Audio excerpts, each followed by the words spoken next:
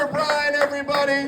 All right, Andy O'Bear, you are on deck. But now let's make some noise for your classmate, Jeff Durban.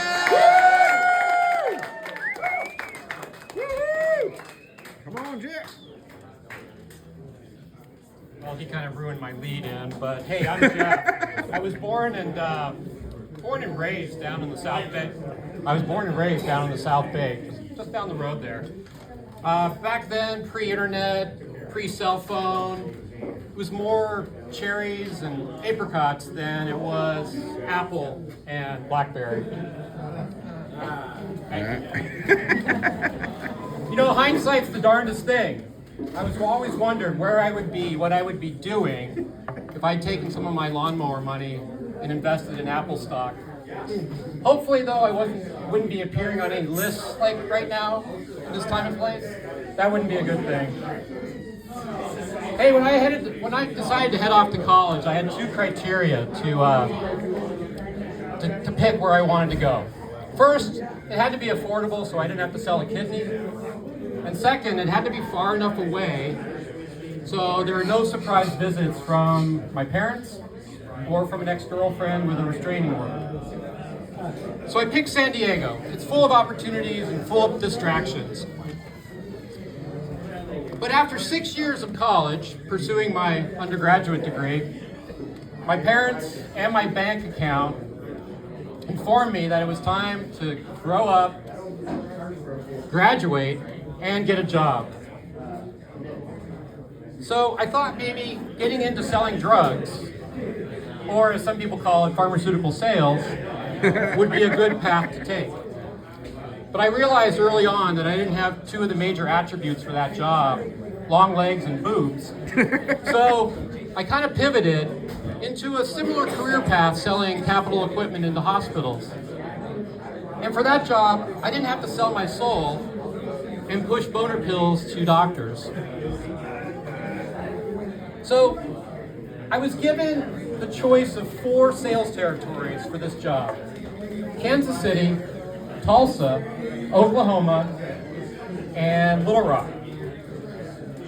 Being from California and never really having left the state, I didn't really know much about any of these places, other than they were cities that you flew over when you were going to somewhere more interesting. So I ended up picking Kansas City.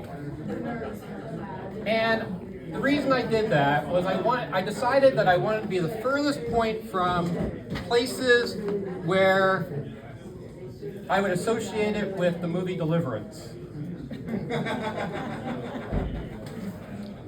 So I was kind of sad leaving San Diego behind. I would really miss out on the nude sunbathing at Black's Beach. Anybody from San Diego, you'll know that reference. The girls at San Diego State with loose morals and low expectations. And the possibility of seeing the inside of a Mexican prison whenever we went and partied in Tijuana. Yeah. So 2 weeks later, I loaded up our U-Haul and I did a reverse Beverly Hillbillies and I moved my ass to Kansas City. The first thing I noticed when I got to Kansas City was a lack of diversity, unless you consider white, snow, chalk, eggshell as diverse. So Kansas City really wasn't a bad place unless you were a vegetarian, which I was at the time. I think they actually hunt vegetarians there for sport. We did have some diverse cuisine options, though, when I was living there. We had Taco Bell, we had Olive Garden, and we even had a P.F. Chang's. So one day I was out to lunch with my sales manager, and we went to a true Kansas City barbecue joint. And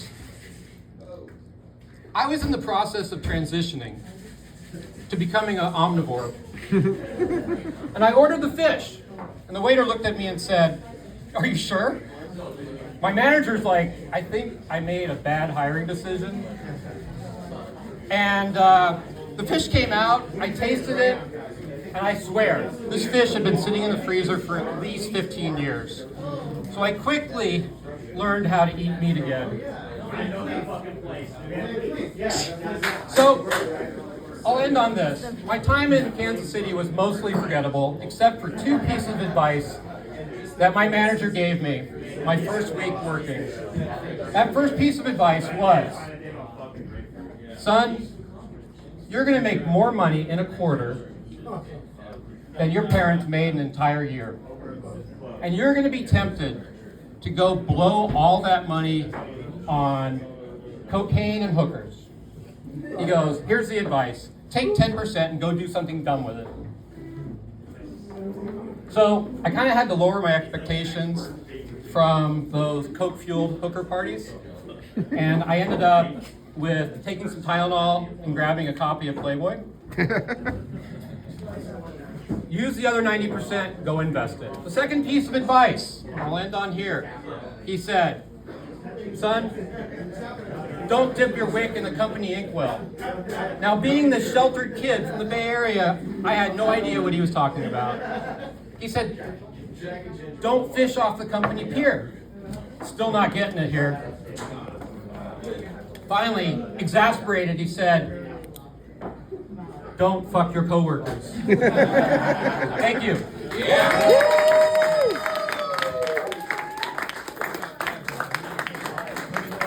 Jeff is a lot more wild than he seems, my God.